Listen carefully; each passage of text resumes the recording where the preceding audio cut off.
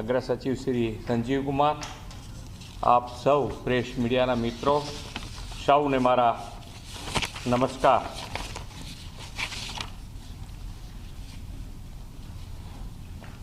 વિશ્વ નેતા અને યશસ્વી વડાપ્રધાન શ્રી નરેન્દ્રભાઈ મોદીના નેતૃત્વમાં કેન્દ્રીય નાણામંત્રી શ્રીમતી નિર્મલા સીતારામનજીએ 9મી વખત બજેટ રજૂ કર્યું છે।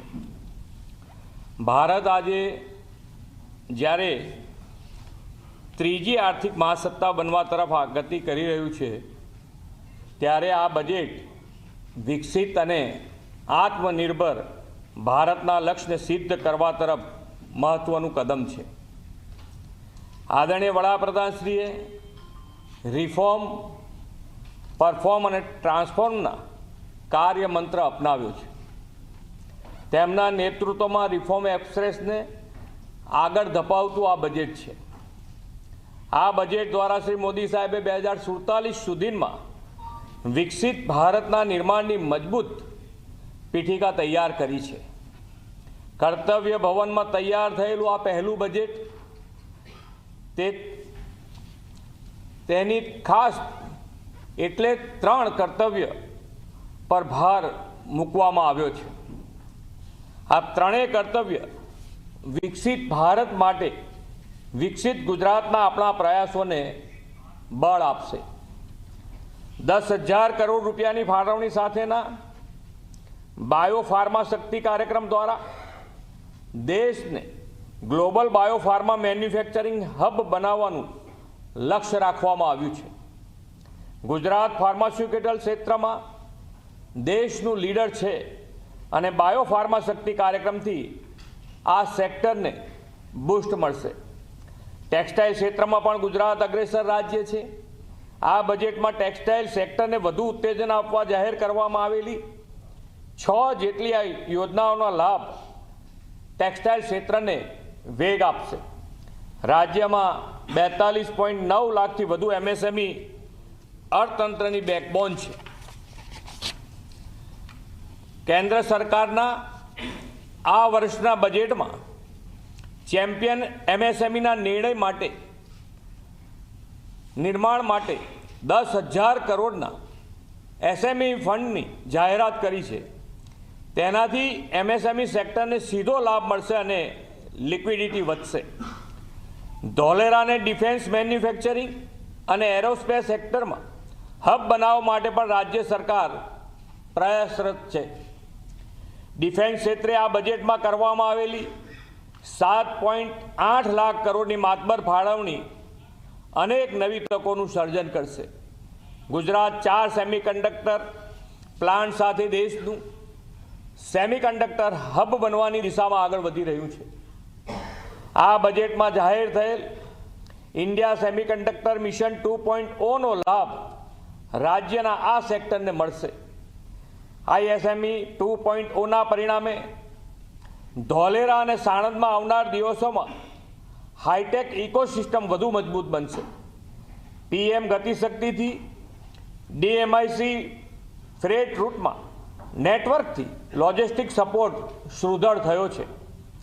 પૂર્વના દાનકોનીથી આપણા ટેક્સટાઇલ સિટી સુરત સુધીના નવા ડેડિકેટ ફ્રેટ કોરિડોરથી રાજ્યના વ્યાપાર, ઉદ્યોગ અને ઉત્પાદન ક્ષેત્ર માટે ઝડપી લોજિસ્ટિક સેવાઓ મળતી થશે।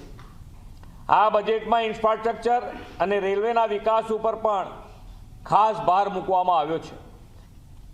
રેલવે બજેટમાં ગુજરાતને 17,366 કરોડની માતબર ફાળવણી કરવામાં આવી છે અને અત્યારે પણ રેલવેના 1,28,748 કરોડના પ્રોજેક્ટો અત્યારે હાલ કાર્યરત છે।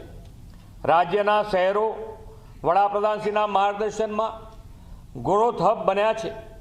આ બજેટમાં 5 લાખથી વધુ વસ્તીવાળા ટિયર 2 અને ટિયર 3 શહેરોને સિટી ઇકોનોમિક રિજિયન તરીકે વિકસાવવાની જાહેરાત કરવામાં આવી છે।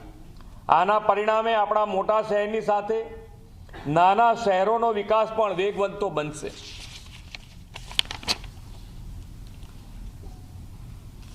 આ કેન્દ્રીય બજેટમાં મ્યુનિસિપાલિટી બોન્ડ માટે ખાસ પ્રોત્સાહન જાહેર કરવામાં આવ્યા છે, તેનો લાભ આપણી મ્યુનિસિપાલિટીઝને પણ મળશે. ગ્રામ્ય હસ્તક ઉદ્યોગો માટે આ બજેટમાં ખાદી, હાથશાળ અને હસ્તકલા અને વન ડિસ્ટ્રિક્ટ વન પ્રોડક્ટના વિઝનને મજબૂત બનાવવા માટે મહાત્મા ગાંધી ગ્રામ સ્વરાજ પહેલ જાહેર કરવામાં આવી છે. તેનાથી સ્થાનિક ઉત્પાદનો વૈશ્વિક બજાર સાથે જોડાશે અને બ્રાન્ડિંગમાં મદદ મળશે. વડાપ્રધાન શ્રીની વિઝનરી લીડરશિપમાં સ્થાપાયેલું ગિફ્ટ સિટી દેશનું ફિનટેક હબ બન્યું છે અને ઇન્ટરનેશનલ ફાઇનાન્શિયલ સર્વિસ ક્ષેત્રે વૈશ્વિક પ્રતિષ્ઠા ધરાવે છે. ગિફ્ટ સિટીમાં 10 વર્ષના ટેક્સ હોલિડેના બદલે હવે સળંગ 20 વર્ષના ટેક્સ હોલિડેના કારણે ઇન્વેસ્ટર્સ હવે વધુ ભરોસાથી અહીંયા ઇન્વેસ્ટ કરી શકશે અને રિન્યુઅલ વિના કંપનીઓનો તેનો લાભ પણ લઈ શકશે. વિકસિત ભારતની આવતીકાલે મજબૂત કરવા માટે બજેટમાં એઆઈ આધારિત ક્ષેત્રને મજબૂતી પર ખૂબ ભાર મૂકવામાં આવ્યો છે. 2047 સુધી ડેટા સેન્ટર સર્વિસ માટે ટેક્સ હોલિડે જાહેર કર્યો છે. તેનો સીધો લાભ ડેટા સેન્ટર્સને મળશે. બદલાતા સમયની સાથે યુવા તાલીમ લઈને કન્ટેન્ટ ક્રિએશનના ક્ષેત્રમાં આગળ વધે તે માટે ખાસ એનિમેશન, વિઝ્યુઅલ ઇફેક્ટ, ગેમિંગ અને કોમિક્સ સેક્ટરમાં 2030 સુધીમાં 20 લાખ પ્રોફેશનલ તૈયાર કરવાનું લક્ષ્ય રાખવામાં આવ્યું છે. આ માટે દેશમાં 15,000 જેટલી શાળાઓ અને 500 જેટલી કોલેજોમાં કન્ટેન્ટ ક્રિએટર લેબ સ્થાપવામાં આવશે. તેનો લાભ પણ યુવાનોને મળશે. કોમનવેલ્થની યજમાની કરવાનો આપણને અવસર મળ્યો છે. આ બજેટમાં જાહેર કરવામાં આવેલ ખેલો ઇન્ડિયા મિશનથી સ્પોર્ટ્સ સેક્ટરને વેગ મળશે. ગુજરાતના લોથલ, ધોળાવીરા સહિતના દેશના 15 પુરાતત્વ સ્થળોને જીવંત અનુભવી સાંસ્કૃતિક સ્થળો તરીકે વિકસાવવાની જાહેરાતથી વિકાસ બી વિરાસત બી સાકાર થશે. સાથે જ આઇકોનિક ટુરિઝમ પ્લેસ પર 10,000 જેટલા ગાઈડ તૈયાર કરવાની જાહેરાત થઈ છે. પરિણામે આપણા આઇકોનિક ટુરિસ્ટ પ્લેસ પર સ્થાનિક યુવાનો માટે રોજગારીના અવસર ઊભા થશે.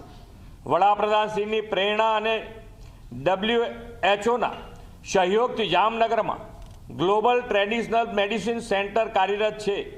તેને અપગ્રેડ કરવાની જાહેરાતથી પરંપરાગત ઔષધિઓના સંશોધનોનો વ્યાપ વિશ્વભરમાં વધશે. આ કર્તવ્ય દ્વારા ગ્રામીણ ક્ષેત્રે, કૃષિ ક્ષેત્રે સશક્ત કરવાની નેમ છે. નેશનલ ગ્રોથમાં ગુજરાતના મહત્વપૂર્ણ યોગદાનને ધ્યાનમાં લઈને 16મા નાણાં પંચ અંતર્ગત સેન્ટ્રલ ડિવોલ્યુશન 3.48થી વધીને 3.75% કરવામાં આવ્યું છે. તેના કારણે ગ્રામીણ ઇન્ફ્રાસ્ટ્રક્ચરને વેગ મળશે. સાથે જ કૃષિમાં એઆઈના ઉપયોગના પ્રોત્સાહનથી ખેડૂતો ટેકનોલોજીથી જોડાઈને આધુનિક બનશે. આદરણીય વડાપ્રધાનશ્રીના નેતૃત્વમાં સૌના સાથ, સૌના વિકાસના મંત્ર સાકાર કરીને આ બજેટ સર્વગ્રાહી વિકાસ અને કલ્યાણથી વિકસિત ભારતનું નિર્માણ કરશે. આ વિકાસલક્ષી બજેટના લાભ મેળવીને ડબલ એન્જિન સરકારની ડબલ સ્પીડથી વિકસિત ભારત માટે ગુજરાત લીડ લેશે. Thank you.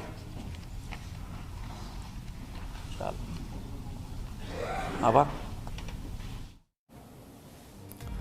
તો મુખ્યમંત્રી ભૂપેન્દ્ર પટેલ કે જેમણે બજેટને લઈને વાત કરી અને આ બજેટને વિકાસશીલ બજેટ ગણાવ્યું છે. કન્ટેન્ટ ક્રિએટર માટે પણ આ બજેટમાં મોટી જાહેરાત કરવામાં આવી છે. 15,000 શાળા, 500 કોલેજમાં કન્ટેન્ટ ક્રિએટર તરીકેની એક આખી વેકેન્સી